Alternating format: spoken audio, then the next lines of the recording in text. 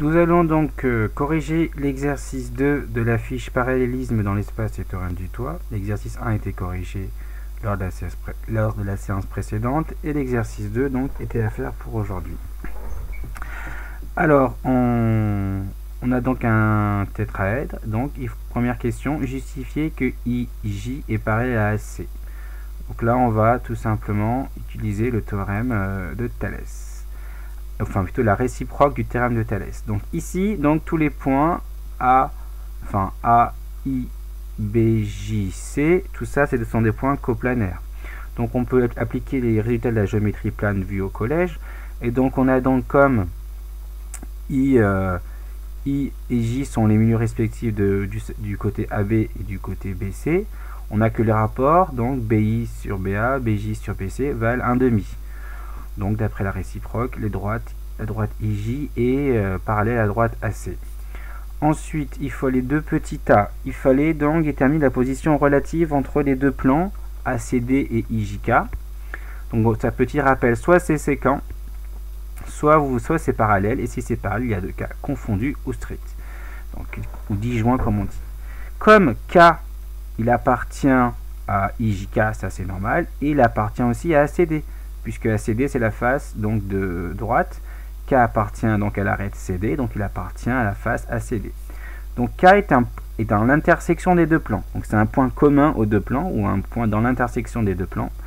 Donc déjà, le cas strict ne peut pas avoir lieu, d'accord, puisque donc comme il y a un point commun, on est soit dans la configuration des plans sont séquents ou les plans sont confondus. Donc là j'ai réécrit là. Mais comme il appartient à IJK et il n'appartient pas à ACD, donc c'est par construction du tétraèdre, donc les plans ne peuvent pas être confondus, d'accord. La possibilité confondue, ça n'est pas possible. Au final, on a forcément que donc les plans sont séquents en une droite delta. Donc comment on va construire cette droite delta, c'est la question de petit b. Pour construire delta, en fait, que j'ai construit déjà ici, on va utiliser le théorème du toit, puisque on va considérer le plan donc ACD, ce plan là, on considère donc le plan aussi IJK. Dans ces deux plans, on a deux droites, donc AC dans le plan, on a une droite AC dans le plan ACD, on a la droite IJ dans le plan IJK. Ces deux droites, elles sont parallèles, c'est la question petit a. IJ est parallèle à AC. Donc, d'après le théorème du toit, ces deux droites parallèles, elles vont être parallèles à l'intersection de ces deux plans dans lesquels elles sont.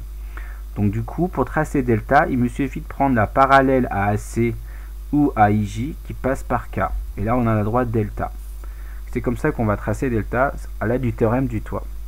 Ensuite, question 3, on appelle L le point d'intersection qui est ici, sur l'arête AD. Et il faut montrer que IJKL est un parallélogramme. Donc plusieurs méthodes pour ça. Ok.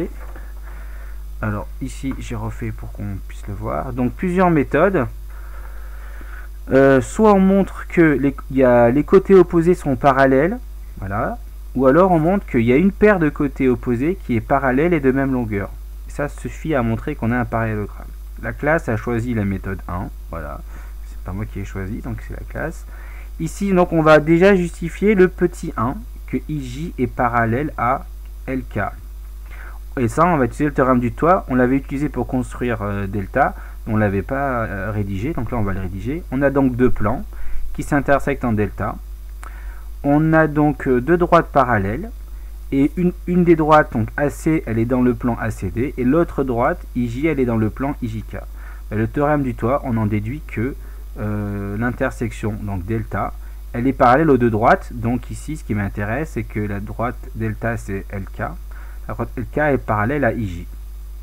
D'ailleurs, delta, c'est-à-dire la droite LK, est aussi parallèle à AC, mais ça ne m'intéresse pas. Donc le premier résultat que j'ai justifié, donc, c'est que IJ est parallèle à LK.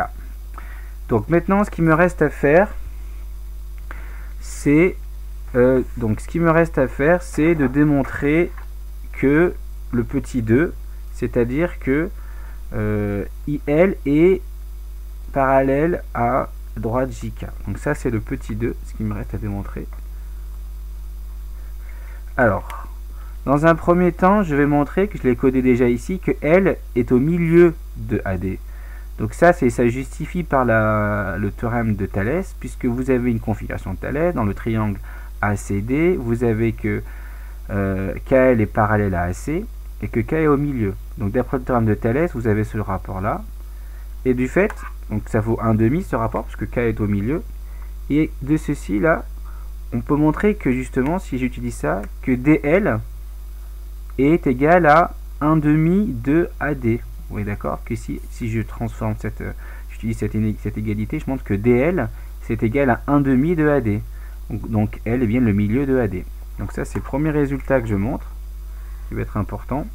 Et ensuite pour la suite, je vais appliquer la réciproque du théorème de Thalès dans les triangles de la face arrière ABD et de la face de dessous BCD, puisque dans chacune des faces on a le théorème de Thalès, ou la réciproque du théorème de Thalès, qu'on appelle le théorème des milieux. C'est que si je passe par les milieux de deux côtés, je suis par le troisième côté. Donc en gros, je vais montrer que IL est parallèle à BD et que JK est parallèle à BD. Donc comme là c'est une résultat de géométrie, si deux droites sont parallèles à une même droite, alors ces deux droites sont parallèles. Donc j'en déduis que IL est parallèle à JK. Maintenant, donc j'ai montré mon petit 1 et mon petit 2 là, c'est-à-dire ce que j'avais planifié. J'ai montré petit 1 et petit 2. Donc au final, j'ai un quadrilatère qui a ses côtés opposés parallèles, donc c'est un parallélogramme.